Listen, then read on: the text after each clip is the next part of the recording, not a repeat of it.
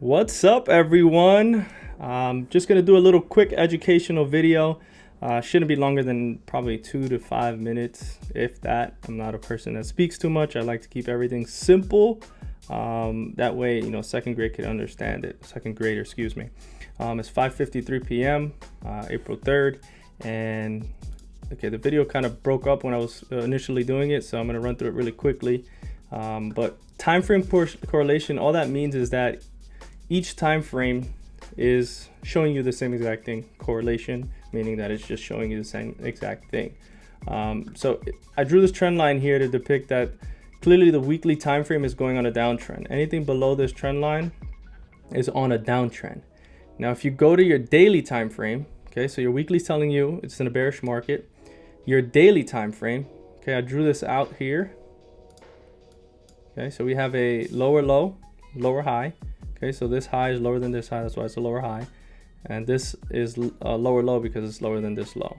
Okay, so lower low, lower high, lower low, lower high, lower low. Then we have a higher high, then we have a higher low here. Okay, so the daily time frame showing you an uptrend and your weekly showing you a downtrend. Okay, so now as the time frames correlate, showing you the same exact thing, the trend is stronger.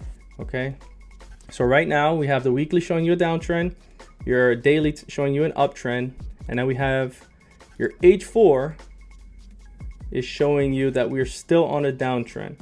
Now the reason for that, you would need your fib to tell you this, is if you run your fibs from here to here, okay, we don't have any retrace at 38.2 or 61.8, so you would then drag it down and you'll keep looking for a lower high. Okay, now once your 38.2 is broken, in my eyes, if this candle was to break above here, in my eyes is now in an uptrend. Okay, so right now we have the weekly showing you a downtrend, your daily showing you an uptrend, creating a new higher high and a higher low, and our H4 is still on a downtrend.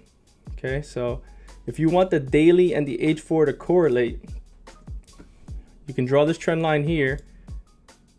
All right, and what this shows you is that we're in the buy zone based off of the H4. So technically we're on an uptrend on the H4, but I would like a confirmation breaking this level here, or at least a 38.2.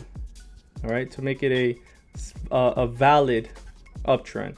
All right, now if you go to your H1 from this time, from this point here, you can see that H1.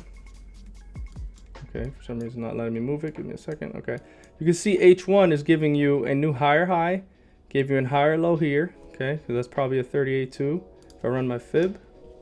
So let me see. Yeah, okay, so we have a 38.2 retracement, meaning that this is a higher low after it giving you the higher high, meaning this high is higher than this high, and we have a higher low here. So our H1 is on an uptrend, our H4 is in the buy zone but hasn't created an uptrend yet unless it goes above this zone here off of H4.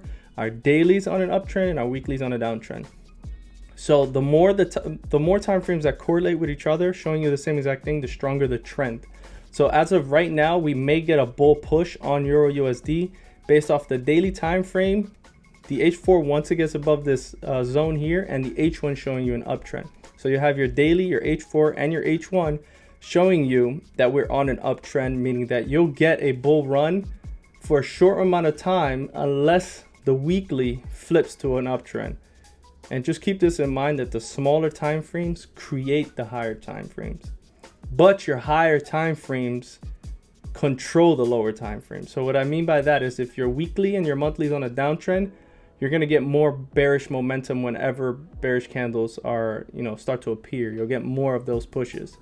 All right, but also keep in mind that these small time frames, they're creating it. Okay, so the H1s, a bunch of H1s create an H4, a bunch of H4s create the daily.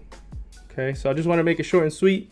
It may be a little bit complex, but if you keep hearing it, watch this video over and over and over again, it'll start to make sense as you start to trade. So I'm gonna get out of here. I said I'll keep it in 5 minutes, and I hope you got value out of this. Peace out.